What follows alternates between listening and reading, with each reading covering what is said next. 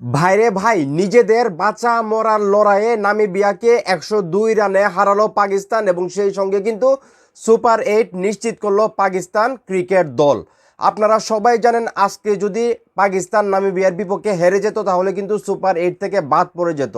সেই জায়গা থেকে কিন্তু আজকে দুপুরে নামিবিয়ার সঙ্গে মুখোমুখি হয় পাকিস্তান, যেখানে পাকিস্তান টসে জিতে ব্যাটিংয়ের সিদ্ধান্ত নেয় এবং তারা কিন্তু 199 রান করেন 20 ওভারে, যেখানে সাহেবজাদা ফারহান একাই করেন 100 রান 57 বলে। যদিও উনি 58 বল খেলেন, মানে আর রান করতে পারেন নাই, উনি আউট হয়ে যায়। তো বলতে গেলে 58 বলে 100 রানের ইনিংস খেলে আসলে আউট হয়ে যায় পাকিস্তানের সাহেবজাদা ফারহান। তো ওনার যে রান, সেই রানের উপর ভর করে কিন্তু পাকিস্তান 199 রান করেন এবং নামিবিয়াকে 200 রানের টার্গেট দেয়, যেখানে নামিবিয়াও কিন্তু শুরুটা ভালো করেছিল, কিন্তু দিন শেষে তারা কিন্তু 97 রানে অল উইকেট মানে হয়ে যায়, যেখান থেকে পাকিস্তান সুপার 8 নিশ্চিত হয়। অনেকেই কিন্তু ভেবেছিলেন যে পাকিস্তান হয়তো বা এবার সুপার 8-এ উঠতে পারবেন না, তারা কিন্তু আসলে হয়তো বা সুপার 8-এর আগেই বাদ পড়ে যাবেন। এবং আজকে কিন্তু একটা ডু এবং ডাই একটা ম্যাচ ছিল, যেখানে আসলে বলতে গেলে পাকিস্তান হারলেই বাদ, জিতলেই কিন্তু সুপার 8 এবং ভালোভাবে জিততে হইতো।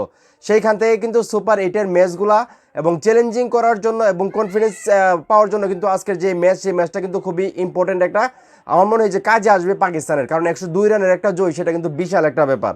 তো এখন এই মুহূর্তে যারা আমার এই ভিডিও দেখতেছেন, এই যে পাকিস্তান ক্রিকেট দল সুপার 8 নিশ্চিত করলো এবং নামিবিয়াকে 102 রানে হারালো এবং সাহেবজাদা ফারহান জীবনের প্রথমবার টি-20 বিশ্বকাপে উনি সেঞ্চুরি করলো। এই বিষয়টাকে আপনারা কীভাবে দেখতেছেন সেটা অবশ্যই কমেন্ট করে জানাবেন। ভিডিওটা ভালো লাগলে অবশ্যই শেয়ার করবেন।